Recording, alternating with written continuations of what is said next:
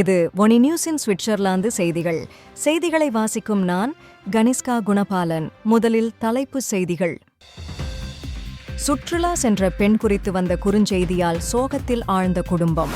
சுவிட்சர்லாந்தில் உடல் உறுப்பு தானம் தொடர்பான புதிய விவாதம் ஒன்று தொடக்கம். சுவிஸில் வெற்றிகரமாக நிறைவடைந்த வர்த்தக கண்காட்சி. 11 நாட்களில் சுமார் 3,35,000 பார்வையாளர்கள் பங்கேற்பு. பாசல் ஸ்டாட் மாகாணத்தில் உள்ள பாடசாலை ஒன்றுக்கு எதிராக சமூக ஊடகங்களில் மிரட்டல். குற்றவியல் விசாரணையை தொடங்கிய கண்டோன் போலீசார்.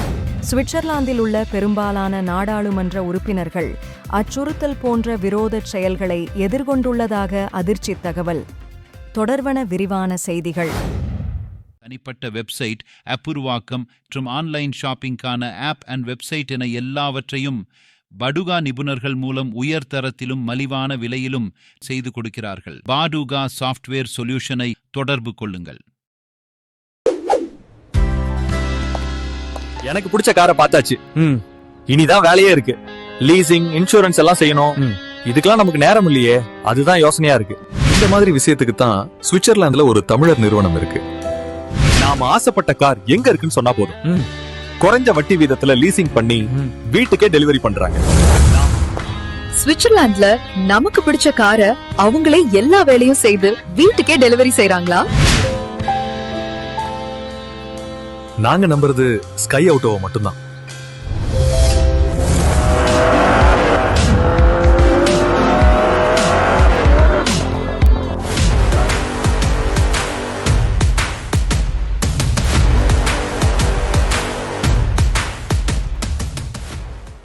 போனி ஆப் மற்றும் போனி யூடியூப் சேனல் மூலம் உங்கள் வியாபாரத்தை ஐரோப்பா முழுவதும் உள்ள தமிழ் மக்களிடம் கொண்டு சேர்க்க இப்போதே திரையில் உள்ள எண் மூலம் எங்களை தொடர்பு கொள்ளுங்கள்.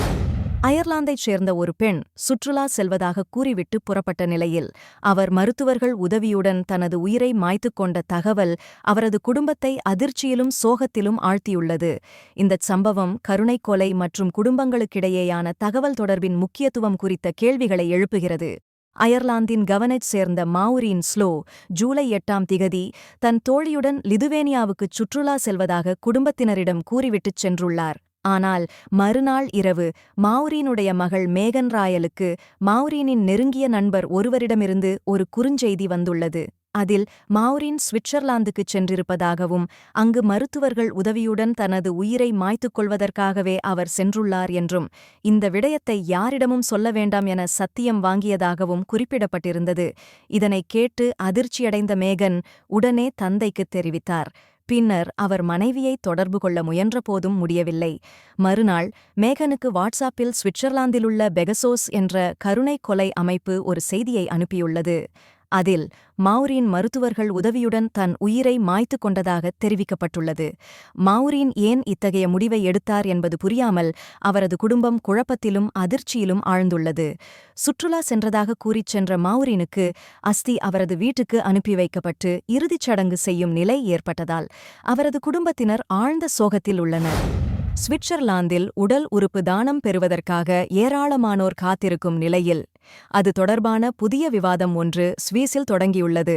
மருத்துவர்களின் உதவியுடன் தங்கள் வாழ்வை முடித்துக் கொள்வோரின் உடல் உறுப்புகளை தானம் செய்ய அனுமதிக்கலாமா என்பதே அந்த விவாதத்தின் மையக்கருத்தாகும். ஸ்பெயின், பெல்ஜியம் மற்றும் நெதர்லாந்து போன்ற சில ஐரோப்பிய நாடுகளில் இந்த நடைமுறை ஏற்கனவே பயன்பாட்டில் இருந்தாலும் சுவிட்சர்லாந்தில் இது இதுவரை அனுமதிக்கப்படவில்லை. சுவிட்சர்லாந்தில் ஆண்டுக்கு சராசரியாக 170 பேர் மருத்துவர் உதவியுடன் தற்கொலை செய்து கொள்கின்றனர். இவர்களில் 10% தமது உறுப்புகளை தானம் செய்யக்கூடிய உடல் நிலையில் இருப்பதாக புள்ளிவிவரங்கள் தெரிவிக்கின்றன. இந்நிலையில் இதற்கு சட்டப்படி எந்த தடையும் இல்லை என சுவிஸ் மருத்துவ அறிவியல் அகாடமி கருத்து தெரிவித்துள்ளது.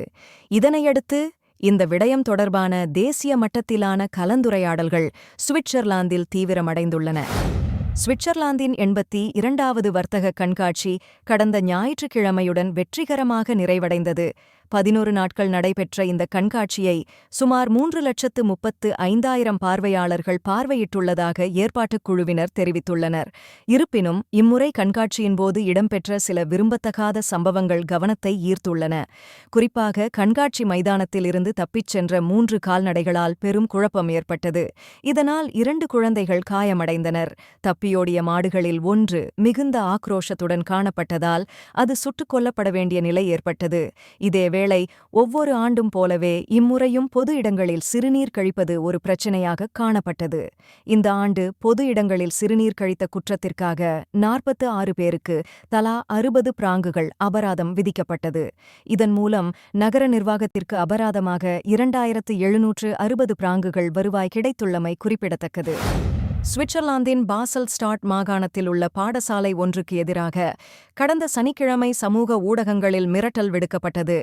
இது தொடர்பாக கண்டோன் போலீசார் உடனடியாக குற்றவியல் விசாரணைகளை ஆரம்பித்தனர். பாதுகாப்பு கருதி பாடசாலை நிர்வாகத்துடன் கலந்தாலோசித்த போலீசார் திங்கட்கிழமை அன்று பாடங்களை தொலைதூர கல்வி வழியாக நடத்த தீர்மானித்தனர். இந்நிலையில் திங்கட்கிழமை இரவுக்குள் இந்த மிரட்டலுக்கு காரணமான சந்தேக நபர்களை போலீசார் அடையாளம் கண்டறிந்தனர். இதனைத் தொடர்ந்து பாடசாலை நிர்வாகம் போலீசாருடன் மீண்டும் கலந்தாலோசித்து வகுப்புகளை வழமை போல் மீண்டும் ஆரம்பிக்க முடிவு செய்தது. பொது அமைதிக்கு குந்தகம் விளைவிக்கும் இத்தகைய மிரட்டல்கள் மீது சட்ட அமுலாக்கப் பிரிவினர் தீவிர கவனம் செலுத்துவதாகவும் குற்றவாளிகளை கண்டறிந்து நீதியின் முன் நிறுத்த அனைத்து நடவடிக்கைகளும் எடுக்கப்படும் எனவும் போலீசார் தெரிவித்துள்ளனர். சுவிட்சர்லாந்தில் உள்ள பெரும்பாலான நாடாளுமன்ற உறுப்பினர்கள் கடந்த 2 ஆண்டுகளில் தங்கள் அரசியல் பணிகளின் காரணமாக பலவிதமான விரோதச் செயல்களை எதிர்கொண்டுள்ளதாக அதிர்ச்சித் தகவல் வெளியாகியுள்ளது. மத்திய நீதி மற்றும் போலீஸ் துறைக்காக சூரிச் பல்கலைக்கழகம் இந்த ஆய்வை நடத்தியது.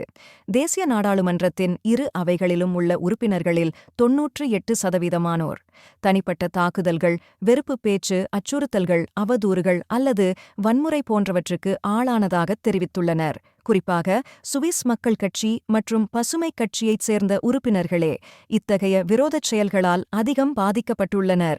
இந்த அச்சுறுத்தல் தேசிய மட்டத்தில் மட்டுமல்லாது கண்டோனல் மட்டத்திலும் பரவலாக காணப்படுகிறது. கண்டோனல் நாடாளுமன்ற உறுப்பினர்களில் முக்கால்வாசி பேரும் உள்ளூராட்சி மட்டத்தில் 45%த்தினரும் இவ்வாறான விரோதப் போக்கை எதிர்கொண்டுள்ளனர். மேலும் உள்ளூராட்சி மட்டத்தில் பெண்கள், இடதுசாரி அரசியல்வாதிகள் மற்றும் சமூக சிறுபான்மையினரும் சராசரியை விட அதிகமாக பாதிக்கப்படுவதாக இந்த ஆய்வு சுட்டிக்காட்டுகிறது. நீங்கள் இதுவரை கேட்டது ஒனி நியூஸின் இன்றைய பிரதான செய்திகள். மேலும் இதுபோன்ற செய்திகளை தொடர்ச்சியாக அறிந்து கொள்ள ஒனி நியூஸுடன் இணைத்திருங்கள்.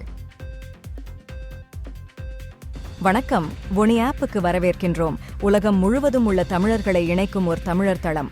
உங்களுக்கு அருகில் நடைபெறும் கலாச்சார நிகழ்வுகளை காணவும், உலகெங்கிலும் உள்ள தமிழ் மக்களுடன் உங்கள் நெட்வொர்க்கை விரிவாக்கவும், தமிழ் கலாச்சாரத்தின் பரந்த மரபுகளை அறிந்து கொள்வதுடன் செய்திகள், அருகிலுள்ள வியாபார நிலையங்கள், நாணய மாற்று வீதங்கள் மற்றும் உலகம் முழுவதும் உள்ள தமிழர்களை ஒன்றிணைக்கும் வகையில் பல்வேறு அம்சங்கள் உள்ளன.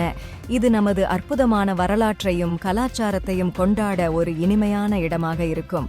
இப்போதே ஒனி ஆப்பை பிளே ஸ்டோர் அல்லது அப் ஸ்டோரில் டவுன்லோட் செய்யுங்கள்.